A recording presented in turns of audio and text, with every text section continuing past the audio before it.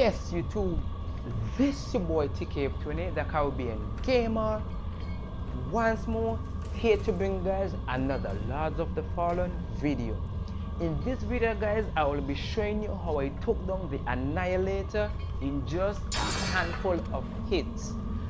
Don't get me wrong guys, the Annihilator is fast, aggressive, he can close the gap in an instant, he has some nasty lightning based attacks, and he can one-shot your character. With that being said though, I was able to talk him down, and these are the equipments, weapon and armor that I used to help me do such a task. Let's take a look. So right off the bat guys, as you already know, if you watch my previous videos, I use my axe for at least 90% of the game, and it helps me to defeat most of the bosses up until this point. But as you already know, most good things must come to an end, so I'm now using the last will, and it's a great sword. So how is it different from my axe, you may ask? Okay, let's take a peek. First up, my axe has 2 flawless lock wounds installed, which give me a strength scale of +8. 16 plus 8 is 24, which gives me a total physical damage of 170 just from scaling guys, and the base damage is a 223. Now the last whale on the other hand only has 1 flawless lock wounds, which gives me a strength scale of +4. 7 plus 4 is 11. Yes, it's a little bit down on the low side, but look at the physical damage from the scaling guys, a whopping 193 plus the base damage of 324. So as you can see, anything else added into the last will greatsword would make it overpowered. And to add guys, you need a strength requirement of 28 to be able to use this weapon. For those of you who don't know, my class is warrior, so I'm basically running a strength build. Now onto the equipment.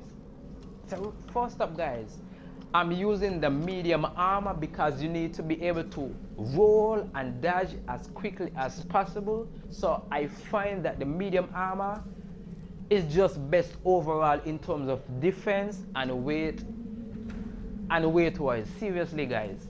So right now I have equipped the effect medium armor, the headpiece or headgear, with flawless magic rune, which gives me a magic defense of +5. For the chest, the body at the centerpiece, I have the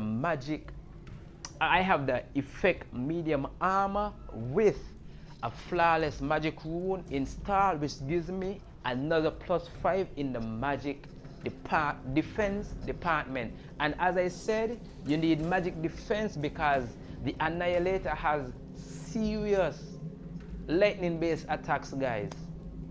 For the hand, I have the effect medium armor, but this time I took out the fire rune and I now have a lesser lock rune installed, which gives me an additional equipment capacity of +2.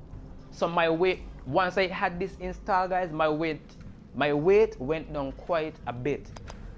Now for the legs or the feet or the foot, whichever you want to call them, I have the Eternal Legend heavy armor, and no rune can be installed in this. You guys may say, well, why didn't you use the Fallen heavy armor? As I said, because of the weight, I chose not to equip it, even though it gives me better defense and better poise.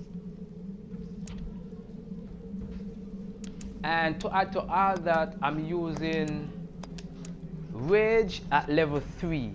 Rage, a surrounding force that gives more damage, attack power, and remove energy restriction. Now for the trinket, I'm using the Amulet of the Betrayer. The amulet makes the bearer's attack much more deadly. However, the bearer loses control of his senses and able to feel he is hurting himself in the process. So once again guys, as you can see, everything about my character is raw damage output. Okay, so the stats for my character guys, is right here. Strength 29, vitality 20, faith 21, endurance 17, agility 10, and luck 2.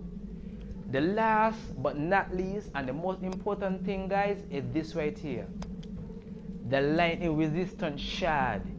This increases the lightning resistance for 30 seconds, and they do stack. At the beginning of the battle, guys, I use 2, which gives me a huge boost in the lightning defense against the Annihilator.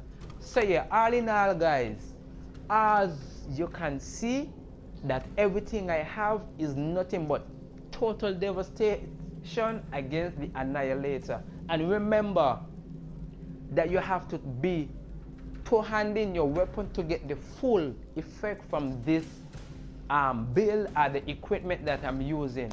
I'm not sure if this applies to the other classes, but yeah. And one note to add, guys, remember when using the Amulet of the Betrayer, every time you do physical based attack, it minus a 5 of your health. So yeah, every time you do physical attack, you got to keep in mind that you're going to lose 5 of your health or your vitality. I don't know for the other classes, but from what I'm seeing, that's basically how it is. So without any further ado, guys, let me switch to the fight and show you guys how I decimated the Annihilator in just a handful of hits.